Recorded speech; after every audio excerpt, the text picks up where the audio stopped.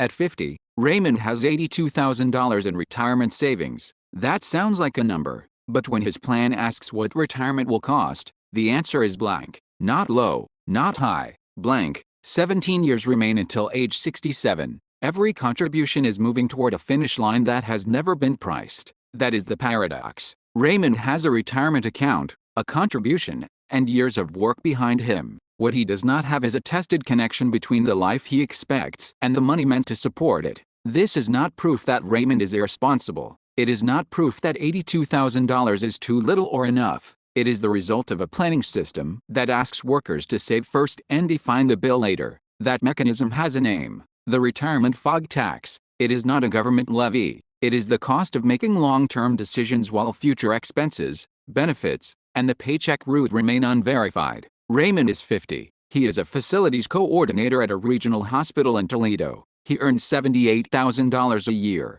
His model take-home is $4,800 per month after payroll deductions and his current retirement contribution. His tracked monthly outflow is $4,450. That includes a scheduled $300 card payment. His current monthly margin is $350. He has $6,000 in cash. He has $82,000 in retirement savings, and he has $9,400 on a card charging 24.49%. His current retirement funding is $300 per month. His narrow-tracked position is $78,600, $6,000 cash, plus $82,000 retirement, minus $9,400 card debt. That is not his complete net worth. It excludes his vehicle, home equity, other debts, taxes, insurance value, and everything not listed. His model take-home is not a federal or state tax calculation. The ledger is narrow on purpose. It lets us inspect the system without pretending to know Raymond's entire life.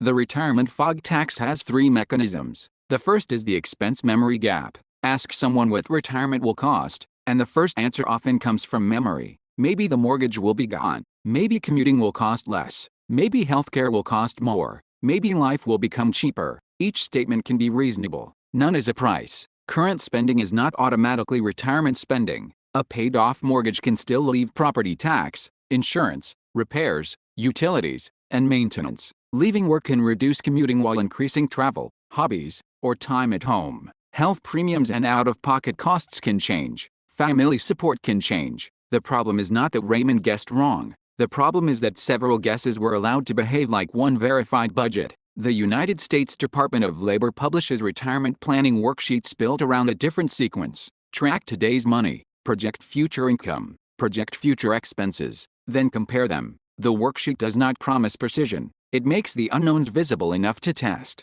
Without that map, Raymond's $82,000 has no defined job. The second mechanism is the benefit guess gap. Raymond used to say Social Security would cover most of retirement. He did not know the estimate on his own record. He did not know how the estimate changed between claiming ages. He did not know whether his earnings history was correct. A friend gave him a monthly number at lunch. Raymond repeated it for 3 years. But another person's benefit is not evidence for his. The Social Security Administration provides personalized estimates through my Social Security account. The statement shows estimates at different claiming ages and the earnings record used in the calculation. For people born in 1960 or later, full retirement age is 67. Claiming earlier can reduce the monthly benefit. Delaying can increase it. The right number is not a national average. It is the current estimate attached to Raymond's record, selected claiming age, and continued earnings assumption. The third mechanism is the paycheck disconnect. Even when a future gap is estimated, it often stays trapped in a retirement calculator.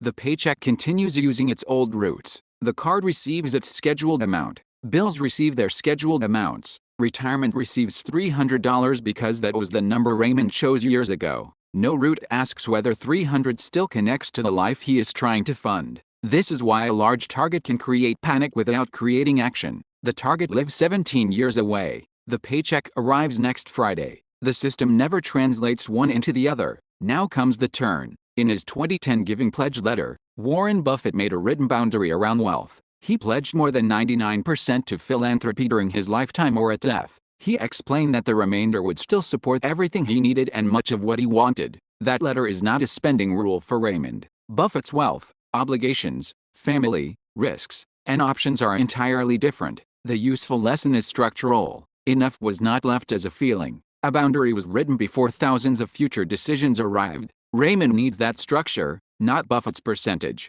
The first blocker is the retirement price map. Raymond did not begin with a generic income replacement percentage. He opened 12 months of actual transactions and built a retirement version of his life. He separated expenses that probably continue from expenses that may change. He added costs that were currently hides. He marked every estimate that still needed verification. In today's dollars, his first map contained 6 monthly categories: housing, property costs, and maintenance, $1,300, food, $600, transportation, $450, health premiums and out-of-pocket costs, $650, utilities and communications, $350, family support and planned flexibility, $250. Total, $3,600 per month. That total is fictional and personal to Raymond's illustration. It is not a recommendation for another household. It does not assume every expense falls after work ends. It does not treat planned enjoyment as waste.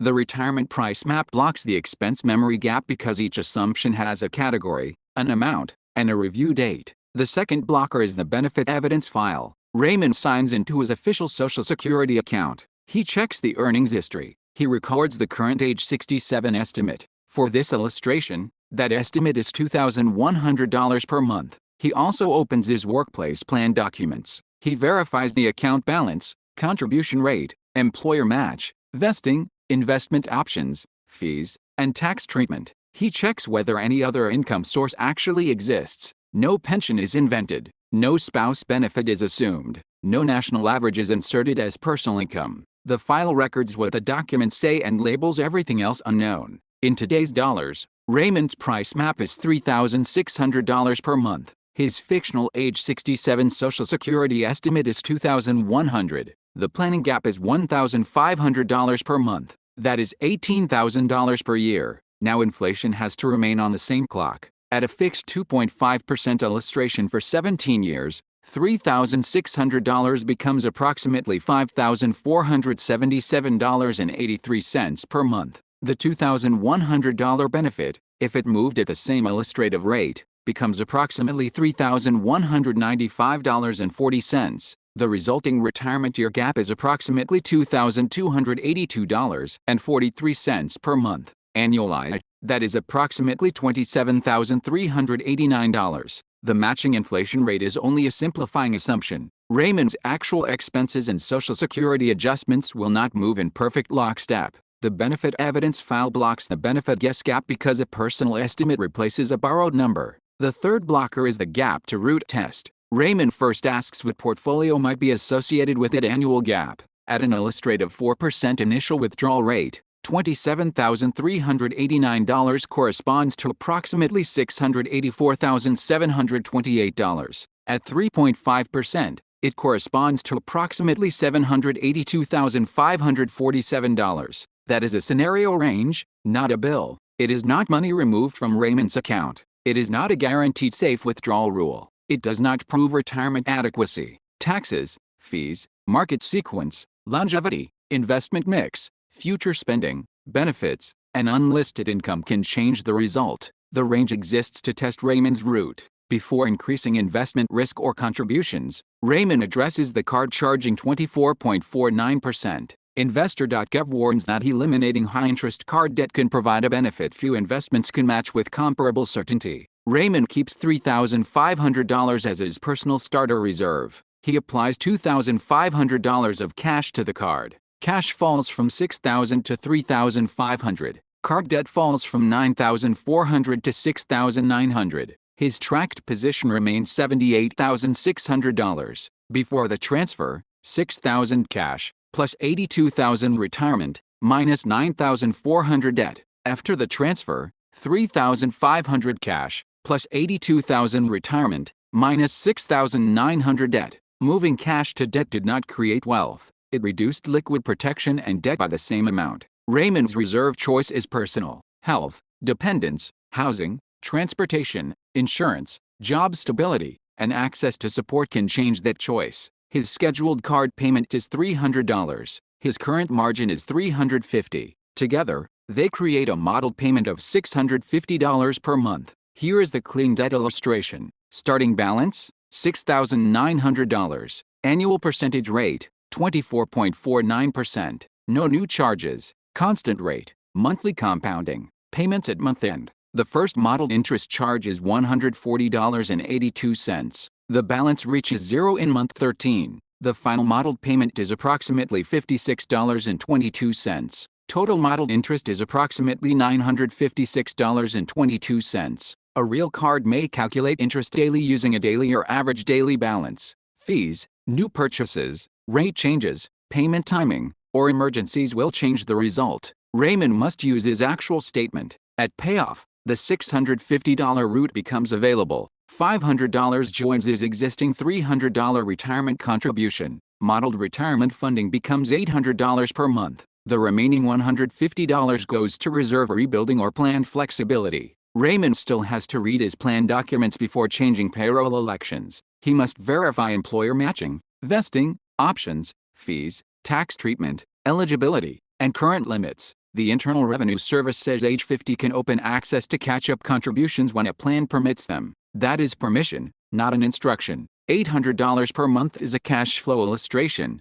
not an account recommendation. Now test the 17-year runway. Both paths start with $82,000. The baseline keeps $300 per month for all 204 months. At a fixed 5% illustration, it ends near $287,670. At 7%, it ends near $385,648. The action path keeps $300 per month during the 13-month debt model. Then it uses $800 per month for the remaining 191 months. At 5%, it ends near $433,185. At 7%, it ends near $560,264. The model difference is approximately $145,515 at 5%. At 7%, it is approximately $174,615. These are nominal fixed return illustrations before fees and taxes. Returns will vary. Markets can fall.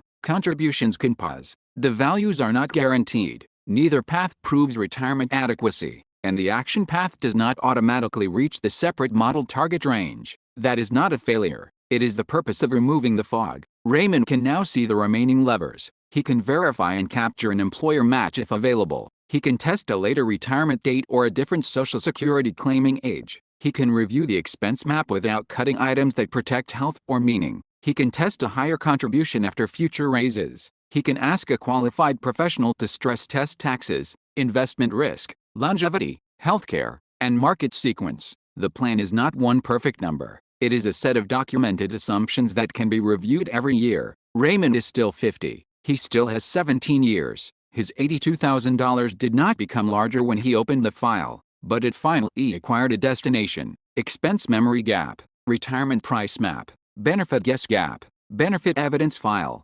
paycheck disconnect, gap to root test. 3 mechanisms, 3 blockers. If you are between 38 and 52, do not begin with a viral retirement multiple. Open 12 months of real expenses. Build a retirement version category by category. Open your official Social Security statement. Open your workplace plan documents. Label every guess. Then convert one tested gap into one route your next paycheck can actually follow. The retirement fog tax does not exist because you started too late. It exists because the system allowed saving, benefits, expenses, and time to live on different pages. The next hidden tax begins when one emergency forces every carefully assigned dollar back to zero. That mechanism is waiting in the next video.